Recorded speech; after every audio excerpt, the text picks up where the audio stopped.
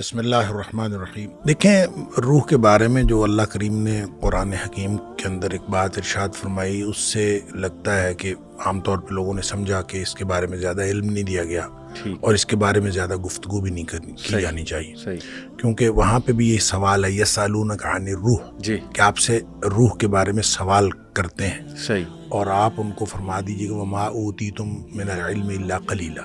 کہ آپ کو بہت تھوڑا علم دیا گیا ہے۔ ٹھیک ہے، اگرچہ اس کے بارے میں شاہ ولی اللہ علیہ الرحمہ اور مختلف مفسرین کا یہ خیال ہے کہ یہ جو کہا گیا ہے قرآن میں کہ وما اوتیتم من العلم الا قلیلا، کہ تمہیں بہت تھوڑا علم دیا گیا ہے، یہ جواب دیا گیا تھا بنی اسرائیل کو کہ تمہیں علم تھوڑا دیا گیا ہے۔ اچھا، یہ امت مسلمہ کے لیے یہ نہیں ہے۔ ٹھیک ہے، اسی وجہ سے پھر جو شاہ ولی اللہ علیہ الرحمہ ہیں انہوں نے روح کے اوپر کافی گفتگو کی ہے، اور پھر امام غزالی نے اس کے اوپر کتاب الروح جو ہے، اور یہ مختلف ائمہ نے جو اس کے اوپر بات کی ہے وہ اسی بنیاد پر کی ہے کہ روح کے بارے میں ان کو تھوڑا علم دیا گیا تو ہمیں تو دیا گیا ہے۔ ٹھیک ہے، لہٰذا روح کی قسمیں کی ہیں، روح کے اندر جتنی یعنی اس کی جو مختلف حصے کیے ہیں اور ان حصوں کی مختلف خصوصیات بیان کی ہیں۔ اس کے اندر ملکیت ہوتی ہے، اس کے اندر بہیمیت ہوتی ہے، مختلف قسم کی چیزیں۔ کہنے کی بات یہ ہے کہ روح دراصل ایک ایسا آسمانی نقطہ ہے، یعنی شاہ ولی اللہ علیہ الرحمہ نے جو بات کی ہے وہ کہتے ہیں روح دو قسم کی ہوتی ہے۔ ایک روح جسمانی ہوتی ہے جو جسم کے اعضاء کے آپس میں ملنے کے ساتھ اس کا تعلق ہوتا ہے۔ ایک روحانی اور آسمانی روح ہوتی ہے۔ وہ جو روح نورانی ہوتی ہے، کہ نورانی نقطہ وہ آسمان سے آتا ہے اور انسان کے مرنے کے بعد وہ واپس چلا جاتا ہے۔ ٹھیک ہے، لہٰذا وہ تو روح کو دو حصوں میں تقسیم کر کے وہ تو بے فکر ہو جاتے ہیں، وہ کہتے ہیں کہ بس ایک روح آسمان سے آتی ہے، ایک روح جو ہے وہ جسم کے اندر موجود ہوتی ہے، تو روح جسمانی اور چیز ہے اور وہ اور چیز ہے۔ لیکن جب ہم اس کو اپنے سمجھنے کے لیے جو آپ نے کہا کہ سوالات مختلف ہوتے ہیں، اس میں روح بھی ہے، نفس کا ایک لفظ استعمال ہوتا ہے، اسی طرح ایک لفظ استعمال ہوتا ہے قلب کا، اسی طرح ایک لفظ استعمال ہوتا ہے فؤاد کا۔ یہ مختلف الفاظ ہیں۔ تو فؤاد ہم عام طور پہ اس کا معنی دل کرتے ہیں، اسی طرح قلب کا معنی بھی دل کیا جاتا ہے، اور قرآن نے نبی پاک صلی اللہ علیہ وسلم نے قلب کو جسم کا مرکز قرار دیا ہے۔ سائنس اس کو مانتی نہیں ہے، سائنس کہتی ہے دماغ جو ہے وہ اس کا مرکز ہے۔ تو ہو سکتا ہے کہ قلب سے مراد کوئی ایسی اصطلاح ہو، کوئی آرگن اس سے مراد نہ ہو، بلکہ قلب سے مراد کوئی ایسا میکانزم ہو جو دل اور دماغ، جو دو، ایک برین اور ایک ہارٹ، یہ جو دو مختلف آرگنز ہیں، ان کا کنیکشن کے ساتھ، جو اس کنیکشن کے ساتھ ایک فینومینا انسان کے جسم کے اندر بنتا ہے، ہو سکتا ہے قلب سے مراد وہ ہو، بالکل صحیح، لہٰذا وہ مرکز ہے۔ اس لیے ہمیں اس کے بارے میں زیادہ پریشان نہیں ہونا چاہیے، اور ویسے بھی سائنس ابھی ترقی کر رہی ہے اور ترقی پذیر ہے، تو سائنس جب کبھی حتمی نتیجہ دے گی تو ایسا ہو نہیں سکتا کہ وہ قرآن یا نبی پاک صلی اللہ علیہ وسلم کے فرمان کے خلاف ہو۔ اور یہ بات جو قرآن نے کہی تھی کہ سنریہم آیاتنا فی الآفاق وفی انفسہم، ہم ان قریب دکھاتے رہیں گے ان کو، یہ پے در پے ان کو نشانیاں ملتی رہیں گی،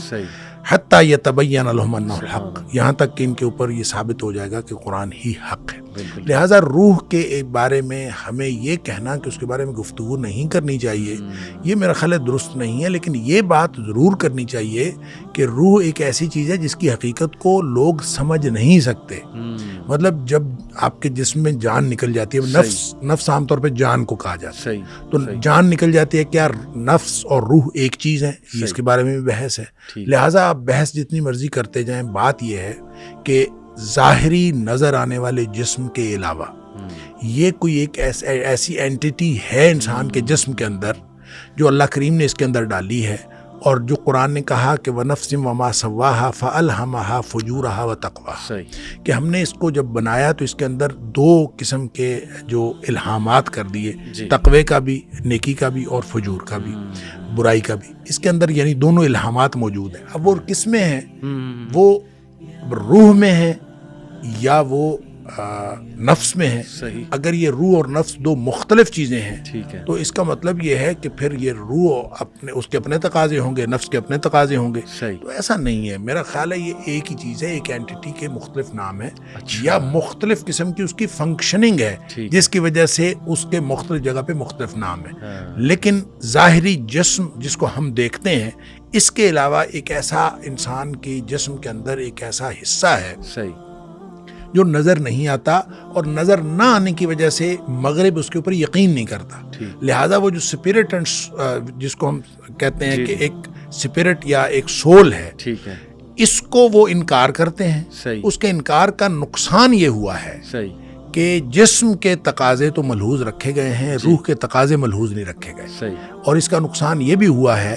کہ پورا کا پورا جو ہمیں علمی ذخیرہ ملتا ہے مغرب سے، وہ سارے کا سارا جسم کے تقاضوں کو پورا کرنے کے لیے ہے، اور روح کا تقاضا جو ہے اس کے اندر مفقود ہے. لہٰذا آپ یوں کہہ سکتے ہیں کہ آدھی انسانیت وہ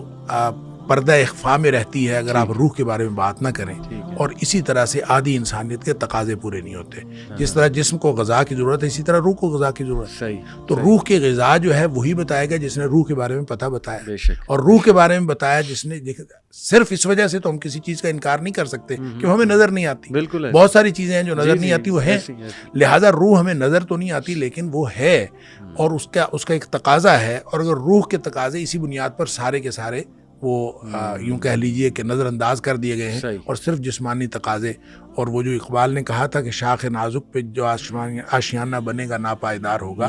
تو وہ جو شاخ نازک ہے وہ ہے ہی صرف یہ کہ جسمانی مقاصد سامنے ہیں اور روحانی مقاصد موجود نہیں ہیں. لہٰذا اس بحث سے اصل میں جو نتیجہ نکلتا ہے وہ یہ کہ جب ہم ہر نظر نہ آنے والی چیز کا انکار کرتے ہیں تو آدھی انسانیت کے تقاضے وہ پس پشت چلے جاتے ہیں اور پس پردہ چلے جاتے ہیں، اور آدھی انسانیت کو آپ جسمانی طور پر جتنا مرضی کرتے رہیں. لہٰذا میرا خیال یہ ہے کہ جو روح موجود ہے اس کا اقرار بھی کرنا چاہیے اور اس کے تقاضوں کا خیال بھی کرنا چاہیے. اور لوگوں کا یہ جو سوال ہے یہ سوال درست نہیں ہے کہ اگر ہر نظر نہ آنے والی چیز کا انکار کر دیں گے تو پھر بہت ساری چیزیں ہیں جس سے ہم محروم رہ جائیں گے.